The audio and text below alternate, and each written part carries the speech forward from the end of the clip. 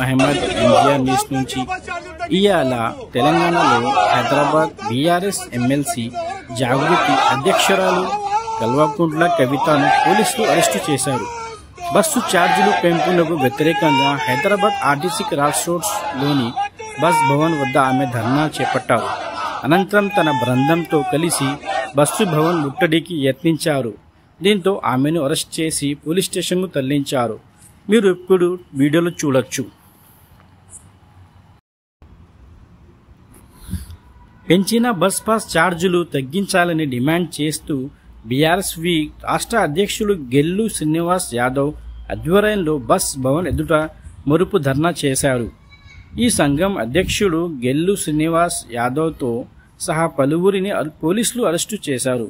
పెంచిన bus pass ఛార్జీల్ని వెంటనే రద్దు చేయాలని ప్రభుత్వానికి డిమాండ్ చేశారు. ఛార్జీలు పెంచడంతో పేద విద్యార్థులకు నష్టం జరుగుతుందన్నారు. ఫ్రెండ్స్, మీరు మా ఛానల్కి కొత్త అయితే దయచేసి మా ఛానల్కి సబ్స్క్రైబ్ చేయండి, లైక్ చేయండి. ఇలాంటి తాజా న్యూస్ గురించి మా ఛానల్కి ఫాలో చేయడానికి మర్చిపోవద్దు. సామాన్య విద్యార్థులకు, చిన్న చిన్న ఉద్యోగాలు చేసుకునేటటువంటి వారికి, అదేవిధంగా మెట్రో ధరలు పెంచడం, దానికి అనుబంధంగా ఉన్నటువంటి ఎంఎంటీఎస్ ధరలు పెంచడం అన్నది నిజంగా కూడా దారుణం.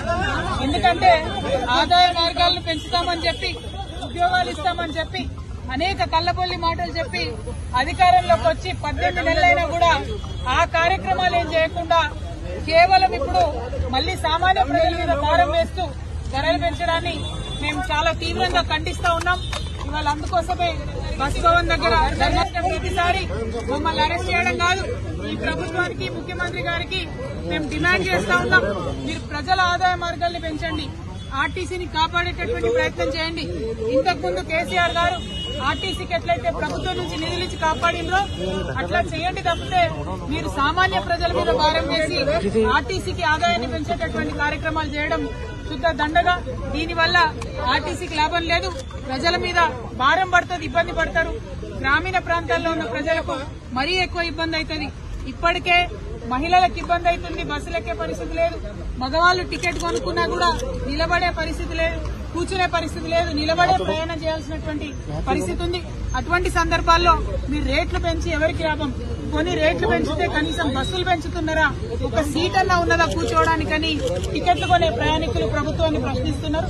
అవేమి చేయకుండా కేవలం మీరు రేట్స్ పెంచడం చాలా దారుణం. ఈ వైఖరిని మేము ఖండిస్తున్నాం.